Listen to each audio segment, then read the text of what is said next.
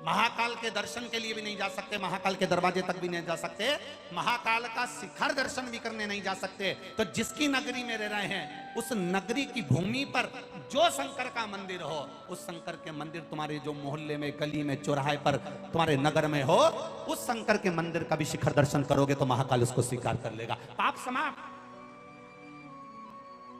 व्यक्ति पाप रोज करता है, प्रतिदिन करता है, और अगर पाप प्रतिदिन करता है तो भजन भी प्रतिदिन करना चाहिए। पाप प्रतिदिन कर रहा है तो नाम जाप भी प्रतिदिन करना चाहिए। कपड़े पे चाय गिर गई, 1 महीने बाद धोना, चाय का दाग चले जाएगा? अरे बोलो, जम के बोलो, नहीं जाएगा। कपड़े पे चाय गिरी और तुरंत तुमने पानी का गिलास में डुबकी लगा के और उसको जोरदार धो ली ना, तो पानी का दाग रह जाएगा पर चाय का दाग नहीं रहेगा। चाय का दाग उसी समय छूट जाएगा। कॉफी का दाग रह गया, 15 दिन बाद धोना, दाग रह जाएगा।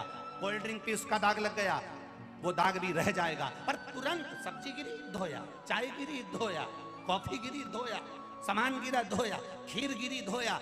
अगर कुछ कपड़े पर गिरा और उसी समय धो लिया तो वो दाग समाप्त हो जाता है। हम रोज झूठ बोलते हैं, हम रोज पाप करते हैं, हम रोज कपट करते हैं, तो हमें रोज भजन करना चाहिए, उसी दिन धुल जाएगा। उसी दिन हमारा पाप उसी दिन हमको धोना है।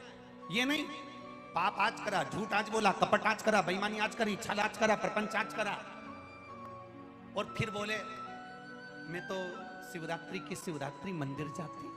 अब फिर एक किसी ने भजन गाया, क्यों रे दीनानाथ वो भजन गाया, मेली चादर ओढ़ के कैसे द्वार तिहारे।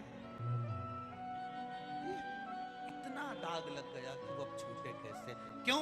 क्योंकि ये कह रही थी मैं तो शिवरात्रि शिवरात्रि जाती, कोई कह रही थी मैं सोमवार सोमवार जाती, कोई के मैं नागपंचमी पे जाती, कोई के मैं अष्टमी पे जाती, कोई के मैं भगवान की जब शाही सवारी निकलती तब जाती, कोई के मैं जब जाती। जरा विचार करिएगा, स्मरण करिएगा, अपने भीतर बुद्धि में उतारिएगा। चाय गिर गई, 1 हफ्ते बाद धोगे, दाग पड़ा रह जाएगा। कॉफी गिर गई, 1 हफ्ते बाद धोगे, दाग पड़ा रह जाएगा। खीर गिर गई, 1 हफ्ते बाद धोगे, दाग पड़ा रह जाएगा। और उसी दिन अगर धो लोगे तो दाग धुल जाएगा। इसलिए रोज झूठ बोलते हो, रोज पाप होता है। मनुष्य शरीर से प्रतिदिन पाप होता है। श्रीमद् भागवत में तो 4 स्थान पाप के बता दिए। पहला, झाड़ू लगाते समय छोटे छोटे जीव मर जाते हैं, उसका पाप माथे चढ़ जाता है। दूसरा, अग्नि जलाते समय छोटे छोटे पतंगे जल जाते हैं, उसका पाप माथे चढ़ जाता है। तीसरा, कपड़े धोते समय, पानी भरते समय, बर्तन मांजते समय छोटे छोटे जीव मर जाते हैं, उसका पाप माथे चढ़ जाता है। चौथा, अपने घर से चलते समय पांव के नीचे ना जाने कितने जीव मर जाते हैं, उसका पाप माथे चढ़ जाता है। 4 स्थान पर व्यक्ति से रोज पाप होता है। और मोबाइल पर जो रोज झूठ बोलते हो वो भी तो पाप ही है।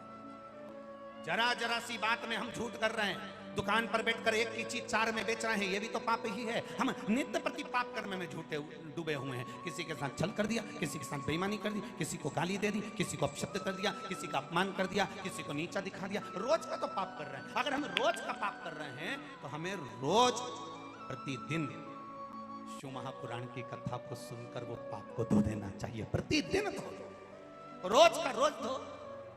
अरे बुजुर्ग माताएं जो गांव में रहती है ना, वो तो इतनी समझदार है, वो बहू से कह देती है बेटा बेलन के धोके रख दीजो। तो बहू के मम्मी कल भी तो रोटी बनेगी, तो रोज रोज बेलन काहे को धोना, आटा चिपक जाएगा तो रोटी फटी जाएगी। आटा चिपका और बेलन से तुमने बेला और बेला तो रोटी फट गई, रोटी बेकार हो गई। फिर वो बिलाई नहीं, चकोटी नहीं धोके रखो तो चकोटी, तवा को नहीं धोके रखो तो तवा। रोज का रोज धोगे तो रोज रोटी बनेगी तो वो बेकार नहीं होगी। रोज का रोज धोगे तो रोज रोटी बनेगी तो वो फटेगी नहीं। और रोज का रोज अगर दूध का बर्तन धोकर रखोगे और रोज का धोकर रखोगे तो उसमें रखने वाला रोज का दूध कभी फटेगा नहीं, ये निश्चित है। रोज धो, पर हम नहीं धोते।